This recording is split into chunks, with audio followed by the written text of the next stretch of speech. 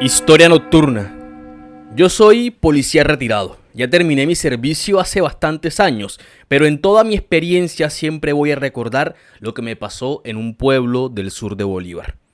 Esto que voy a contar ocurrió cuando estaba recién iniciando, que me mandaron de apoyo a un corregimiento de Bolívar, cuya cabecera municipal más cerca estaba a 2 horas de trocha en medio de un montón de fincas en las que casi nunca se veía un alma, solo monte y una que otra vaca extraviada que se iba lejos de los corrales. Ese era un pueblo de esos de 3 calles largas y una mocha, la iglesia en la mitad, el cementerio en la salida, 2 billares y 3 tiendas. Paré de contar. Los habitantes no eran muchos. La gente en sí era hospitalaria, muy tradicional. Ya sabes, los viejitos con sombrero y abarcas, las señoras con faldonas largas o pantalones y los jornaleros que se iban madrugado y regresaban a media tarde con alguna cosa para su casa, ya sea unas costillas de cerdo, unas yucas o unos plátanos. En general, el lugar era tranquilo, pero para ese entonces había amenazas de tomas guerrilleras. Y pues para nosotros todo era zozobra, porque en esos lugares el ejército siempre se demora en llegar. Y en las estaciones de ese tipo de pueblos no es que no tengan muchas herramientas para afrontar una situación así de complicada. Nuestra labor era básicamente hacer rondas por el perímetro, atender una que otra situación de altercados por una puerca que se comió unas matas de yuca y el vecino la quería matar, pero el otro decía que no, que primero lo tenían que matar a él, y así. Bueno, y estar pendiente de las asambleas y reuniones de tipo político, que casi siempre terminaban en pelea. Pero del resto, más nada. En ese tiempo en el que yo llegué, había escuchado en los primeros días el rumor de un muchacho que lo tenían velando hace días en una casa.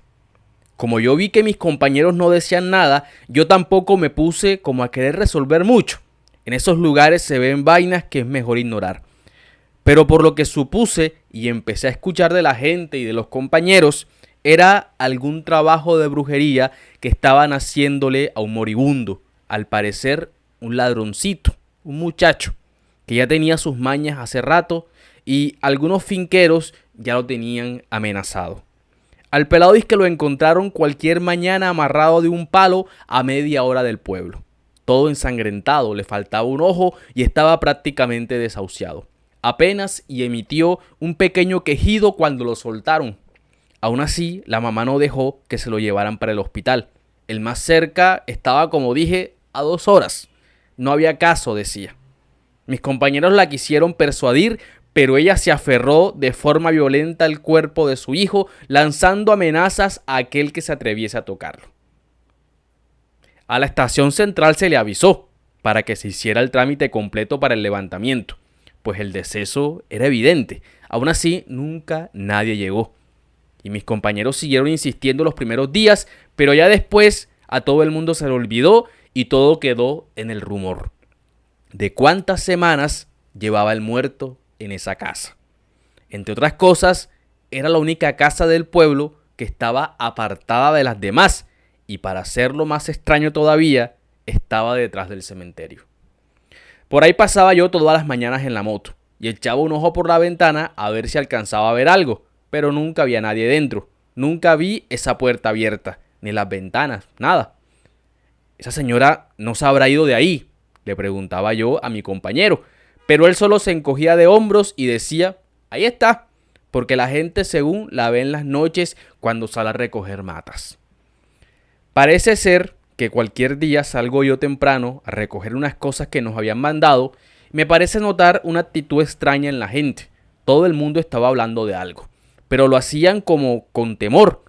En eso me acerco donde una señora a preguntar y me dice que habían visto al supuesto muerto en la madrugada pasar borracho por la calle del cementerio. A mí se me hizo raro, así que cuando dejé las cosas en la estación salí a hacer la ronda. Cuando pasé por la casa vi que, al igual que todos los días, todo estaba cerrado. Me acerqué, toqué la puerta varias veces, pero nadie respondió. Traté de abrirla, pero estaba trancada por dentro. No daba para hacerla ceder. Me asomé por una endija de la ventana y no veía a nadie.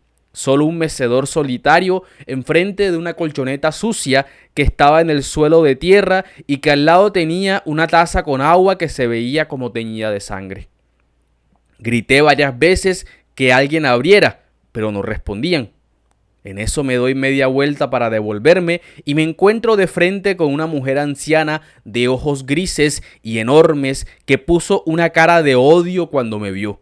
«Aquí no hay nada», me dijo, y se metió a la casa apenas empujando la puerta como si hubiese estado simplemente ajustada. «¿Cómo siguió su hijo?», le pregunté a ver si me decía algo, pero ella solo tiró la puerta y me ignoró. Casualmente, después de ese día empezaron a suceder cosas extrañas en el pueblo.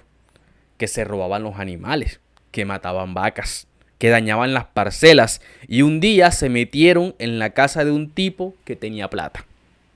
Según su testimonio, dice que él estaba en la terraza compartiendo con la familia cuando de repente escuchó la bulla de los perros en el patio. Algún animal, pensó, y salió a revisar, cuando de repente vio al tipo desnudo, de espaldas en el pasillo de los cuartos como tratando de abrir una puerta, que no hizo ruido, sino que salió con sigilo a buscar la escopeta. Le subió a la música, mandó a cerrar las puertas y puso a otros 3 muchachos con machete a que rodearan la casa. El señor creía que era algún borracho depravado, pues él tenía 2 hijas adolescentes en ese momento. Cuando ya estuvo armado, se devolvió al pasillo y vio que ya el tipo había entrado al primer cuarto. Todo estaba revolcado. La cama, los muebles, las cortinas en el suelo, pero ya el hombre no estaba ahí. Salió al otro cuarto y también estaba igual, pero tampoco estaba el tipo. Cuando ya iba por el último, lo vio donde iba saltando por la ventana, una que daba al patio. Allí ya había 2 trabajadores esperándolo. Pero dicen que el tipo saltó y que se hizo como una sombra que se alargó por el suelo, que hasta los perros se pusieron a llorar arrinconados en un corral de pollos que tenían ahí. Pero del hombre ni el rastro. A esa hora salió una docena de hombres armados a buscarlo por todo el pueblo, hasta que fueron a templar a la casa en el cementerio. A nosotros nos tocó intervenir y solicitar a la señora que nos dejara revisar, pero ella se rehusaba. Que ella no tenía nada que ver, que la dejaran en paz, que ella estaba cuidando a su hijo que estaba muy enfermo. Yo me acerqué con amabilidad a pedirle que me dejara cerciorarme del estado de su hijo, para que la gente se calmara, y me dijo que solo me asomara por la puerta, pero que no podía entrar. Así lo hice. Entonces la vi ahí sentada en el mecedor de la sala. Su hijo estaba acostado boca arriba en la colchoneta sucia que estaba en el suelo. Ella le tenía 6 velas en el costado izquierdo y con un puñado de matas las mojaba en agua roja que tenía en una olla y luego le restregaba las piernas, las cuales se le veían tullidas, inservibles en los huesos, peor los pies que los tenía torcidos con las plantas de ambos mirando hacia arriba como si estuviese acostado de espaldas. El hombre dormía, pero su cuerpo temblaba cada vez que la señora le restregaba esas matas. Tenía medio rostro cubierto con un trapo que al parecer estaba sucio de sangre y el resto de su cabeza parecía una colcha de heridas abiertas que estaban lejos de cicatrizar. ¿Por qué no lo lleva al hospital?, le pregunté. Esto no es de doctores, me dijo. Cierre la puerta que me hace daño el sereno. No puede ser este hombre, le he dicho yo a toda la gente. Ese tipo apenas y respira. Está tirado en el suelo. Las piernas no le sirven. Está malherido, temblando posiblemente de fiebre. No creo que sobreviva. El que se le metió a la casa debió haber sido otro. Fue lo que le dije al señor, que no estuvo muy contento con la explicación. Por lo que yo le propuse que yo haría guardia enfrente de la casa todas las noches, por lo menos por 3 días. Si los casos seguían sucediendo, entonces había que buscar en otro lado. Y así me tocó. Yo después más arrepentido, porque en esos pueblos, sobre todo en esa época por la madrugada, se mete un frío que no es de Dios. Eso no hay trapo que te cubra, ni tinto que te caliente. La primera noche no pasó nada, ni en la casa, ni en el pueblo. Ya yo empezaba a sospechar. Pero la segunda sí. Eran como las 3 de la madrugada cuando comenzaron a sonar disparos cerca de la iglesia. Me tocó dejar la guardia y salir corriendo a ver qué pasaba. Ya mis compañeros estaban en el sitio. Había un tumulto de gente alrededor de la placita de la iglesia y por lo que se alcanzaba a ver con las linternas que tenía la gente, había un reguero de sangre en el suelo. Cuando llegué, mi expresión primera fue de asombro. En el suelo había un pájaro enorme, negro, con una cuerda roja amarrada en la pata izquierda y el buche hecho pedazos. Nunca había visto un animal tan horrible. Era más grande que un golero, tenía los ojos como los de un niño, las patas enormes y el pico como para arrancar ojos. ¿Qué pasó? ¿Qué animal es este? ¿Quién lo mató?, preguntaba confundido. Ahí cerca del pájaro estaba un señor que era como de los más viejitos del pueblo. Tenía una borrachera que apenas y lo dejaba mantenerse en pie. «Ese es el brujo», nos dijo el viejo. «Yo lo maté porque me quería sacar el secreto». «Abuelo, ¿cómo va a matar usted ese pájaro? Si usted no sabe ni disparar, ni siquiera tiene armas», dijo una muchacha que tenía agarrado al viejo del brazo para que no se cayera. La gente decía que escuchó los disparos y que al poco rato vieron al animal agonizando en el suelo, pero que nadie vio nada. El único que insistía era el viejito, que decía que él había sido. El caso es que para calmar las cosas mandamos a la gente para sus casas. Y yo me fui con la muchacha y el viejo para cerciorarme de que llegaran a salvo. Estando en la entrada de su casa, el viejo empieza a mostrarme en el suelo unas gotas de sangre que había. «Mire, mire», me decía, «ese fue el machete atravesado que dejé en el corral. Le cayó en el pie. Ahí fue donde lo amarré», me señaló una horqueta que estaba al lado del portón. Pero el hijo de madre tenía mucha fuerza y se me fue hasta la iglesia.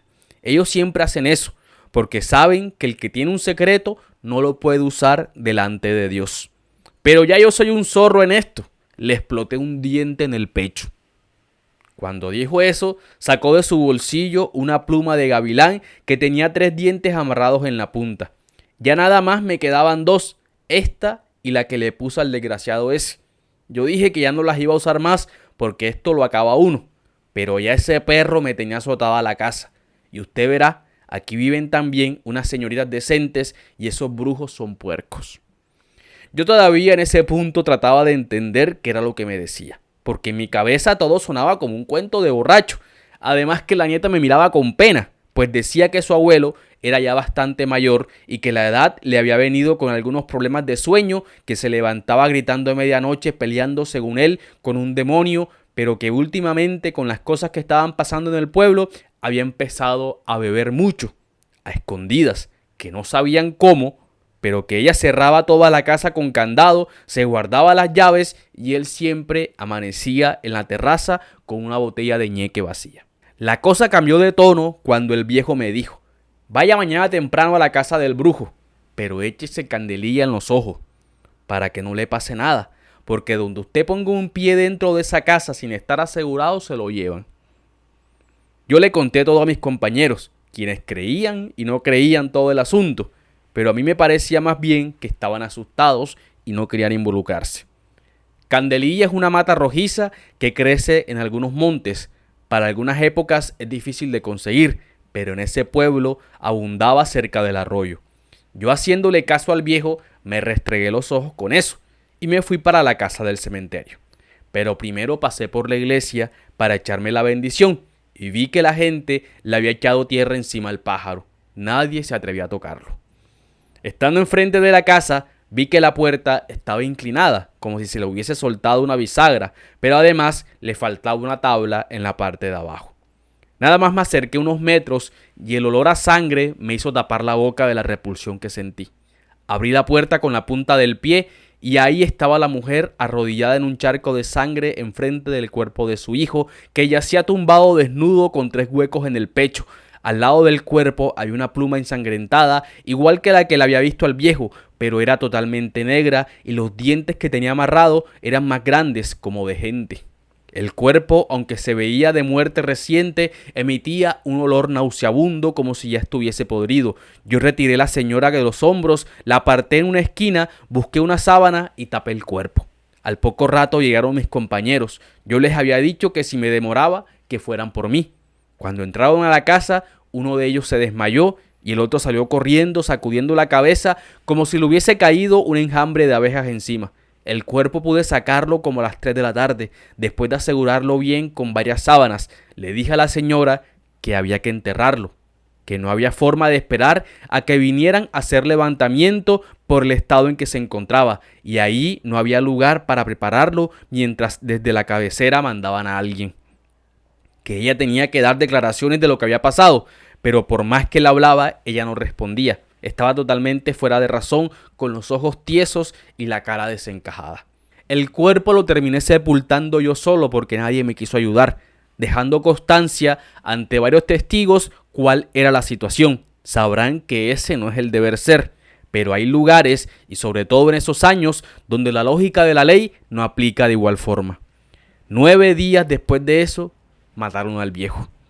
Dicen las nietas que, como siempre, ellas cerraron todo, aseguraron todas las puertas y ventanas con candado, pero que a la 1 de la mañana sintieron que el techo se estremecía, que salieron a ver qué estaba pasando y se encontraron al viejo en la sala con una pluma clavada en la frente.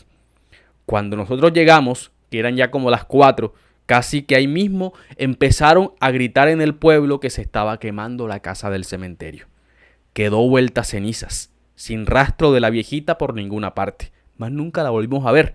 Esa misma mañana, cuando me di la vuelta por el cementerio, sentí una presencia extraña siguiéndome. Al voltear, recuerdo, vi a un pájaro negro enorme como el que habían matado en la iglesia, parado sobre la tumba en donde yo había enterrado al muchacho. El pájaro escarbaba con su pata izquierda al tiempo que me miraba fijamente. Estuve a punto de pedir la baja. Afortunado yo que esa misma semana me trasladaron para una ciudad. Pero eso sí, varias noches duré que justo cuando me iba a dormir sentía el aletear de un pájaro enorme aterrizando en el techo.